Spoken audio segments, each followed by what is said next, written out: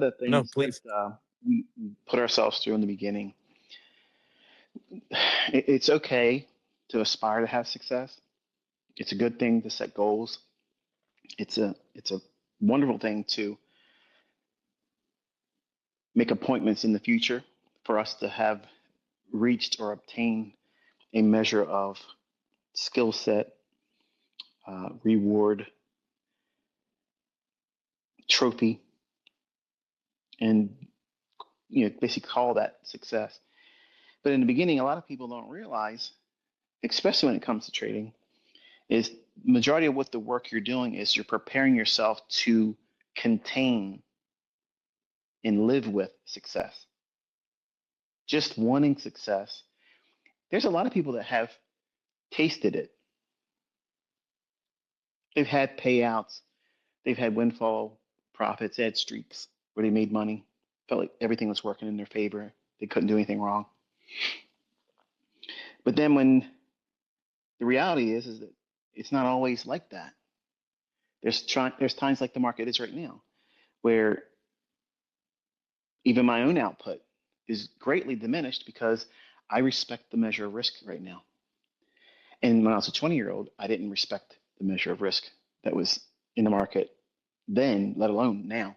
I was incapable at that time to be able to trade in today's markets. When I was 20, I was not prepared to be successful using what I knew then with this market environment. Let that sink in for a second. I knew it. I knew the PD arrays, but I wasn't equipped. I wasn't seasoned enough. I wasn't mature enough to know and recognize my own faults, my own shortcomings as the human, the person that's going to be frail, that's going to have inabilities to stick to a process in the beginning because I was unruly. I was seeking validation and not trusting the idea of being consistent with following a model and following rules.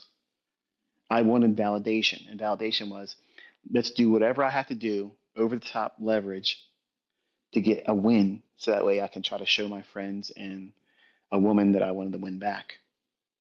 That's never going to work in a trading model because what you're doing is you're motivated by external things outside of that model. The model doesn't say make X amount of money to win back your ex-wife. It doesn't say make this much money with this many trades so that way your friends are impressed. That was my mentality back then. Knowing the PD arrays that I know today, knowing the ideas around market structure, micro market structure, all these things I understood it. But what was off is I was ill prepared to contain, to hold and handle, to wield success. I didn't have it. I didn't have the capacity for it. I was able to make money. I was able to see it work, but I couldn't keep it going in the early stages because I was always letting external things, external factors, external motivations, things to validate me that had nothing to do with the trading. It had nothing to do with the market. It had nothing to do with the model that I was trading. And many times it ignored the drawdown that I was in. I wasn't trying to scale back risk. I was increasing it. I was increasing the level of frequency of how many times I'd go right back in. Even if I took a loss, no problem. I'm going to go back in. I'm going to get it back and more. It was a comeback story. Every trade was a Rocky sequel. I'm going to come back. I'm going to come back. You can't keep me down. And I was burning through accounts. And I wasn't getting any better as a trader by doing those things. So the things that I teach that are seen in lectures, through discussion points like I'm doing right now, it's to remind you because you're going to get to this point if you stay in it long enough. You're going to be met with this problem. What are you going to do with it? Are you going to just go to your own poor decision making about what you're going to do about putting out that fire, brooming the problem under the rug, pretending it doesn't exist? Or are you going to be mature about it and say, these are things that keep creeping up? And I have to tackle them. I have to come to terms with them and remove them, cut them out like a cancer, and not allow them to fester and grow and spread inside me, where it makes me less of a independent thinker and less of a consistently profitable trader because I'm being plagued by things that I'm allowing as a distraction. I'm allowing them to be an enabler to do bad decision making. I'm allowing them to be an enabler to keep me in this loop of bad habits and never recognizing the bad habit for what it is. So it's very difficult for people to prime themselves to have this mindset going in because you're not making money right away. You're dealing with ego, you're dealing with frailty, insecurity, doubts, and you have to leave everybody else's expectations about you and what you think they would expect of you. You need to leave it outside of your fortress of solitude. You got to keep it all outside of that. When you go into the dungeon, you close that door and you're studying over the charts and you're writing in your journal and you're writing down observations and your questions come up and you're writing down your ponderings, your inner musings. You're recording them in a position of anonymity. Nobody else gets to know that. It's just you and your future self. You're having a board meeting with your future self. It's not anybody else's business. And when you strip it down like that, it doesn't make you a callous person. It doesn't make you an unloving father. If you balance everything appropriately, I didn't do it correctly in the beginning, but you have to have rules. You have to have someone that tells you, hey, I did it and I did it the hard way. And I did it where I hurt my family. I hurt myself. I stole time from both of us. I missed things. I can't go back and do it. I'd give everything I have to go back and just meet my children at the ball field one time and see their face glow when they hit the home run, and I wasn't able to see it. And I had the camcorder in my car because I forgot to take it out and put it in the SUV for my wife to have it with her. I missed out completely. And hearing the story and seeing everybody smile about it, it's not the same as me being there seeing it. They remember it. I remember it. And it's a void I can't fill. All the money I've ever made ain't going to fill that hole. So when I talk about these things aren't in books. They're not in Mark Douglas's books. You have a unique opportunity. Okay. There's people out there that swear up and down that Wyckoff is the thing. They swear up and down that Mark Douglas's book on trade psychology is the Bible for trade psychology. It's good, but it's not the best. The best is your journal. Your journal, not mine, not my discussion points. Your journal. That's the best psychological trading book. That's the best thing it's ever going to be because you're walking it, you're living it. And you have the unique opportunity to see what you do and what you decide. What's the cause and effect? What's the reimbursement for that decision? Is it positive? Is it negative?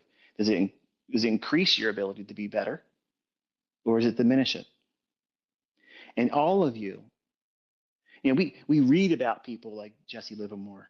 We read about people like Wyckoff. We heard about this guy named Richard Dennis, who trained a couple people off the street from different walks of life, and he created the turtles. You're all in a Gann moment right now. Not because of me, but because of what I've been gifted. And now everybody in the trading community has this within their grasp. They can use it. And if you live long enough, you'll see stories, you'll see books, you'll see other people using these things that you are right here, ground zero when it came out. And you're in these little time capsules right now in small little settings. Look how many people's in this Twitter space right now live. It's not a lot. It's not a lot. Many people are sleeping. Many people are like, I'll get to it later on. I'll wait till somebody talks about something and see if it's interesting. But you're here. You're here. You're part of something. Nobody sat back there in time and watched Wyckoff trade. Nobody sat and watched him do those things as an example. Let me show you my theory in action in a live stream. Here's my execution, managing the trade. But you get to see that. You get to see people that learned this doing that. You see Kit talking about it over live price action. You get to see other students become multimillionaires using what this is. We're not just talking about theory, we're past theory. We're in practical application. Nobody in Wyckoff's time had that experience. Nobody had that experience with Jesse Livermore. We can all read about these people in the past, but you didn't walk hand in hand with them. You didn't have this experience where this is what they presented to the world. And this is them using it. And this is them gifting it and guiding other people so that way they can take it and run with it and do what they want to do with it. You have a unique experience. It's a unique moment in time. And these are all individual time capsules where you can say, I was there. I was there when he said that. I was there when he released that information. And I see it on a chart ever since then. I've always seen it. But this is the day and the time. This is the night that I was part of that group of people that we heard it come out live right then and there. I was there at the moment when that was taught. I was there. How many of you were here when I was talking about the silver bullet? Very first time in a trader roundup discussion, because that's where it was at. How many of you were there when I first introduced the concept of an inversion fair value gap a couple years ago? Look how everybody talks about it now. That's not me beating the chest. That's not me bragging. I'm just saying we're dividing time.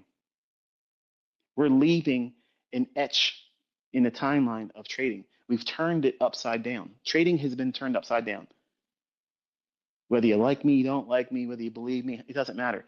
What we have caused is a disruption. People are noticing it. What used to be dismissed as, oh, that stuff is blah, blah, blah. Now they're all talking about it, they're all using it, and they're making money with it. And they're all from different walks of life. And I think that's a wonderful testimony because you are part of this. It's not just me. I'm the least of this thing. It's all of you. I'm here because I want to see what you do with it. And look how far it's spread. It's like a virus. It's around the world right now, all over the place. And many of you were here at the very beginning. And that's kind of cool.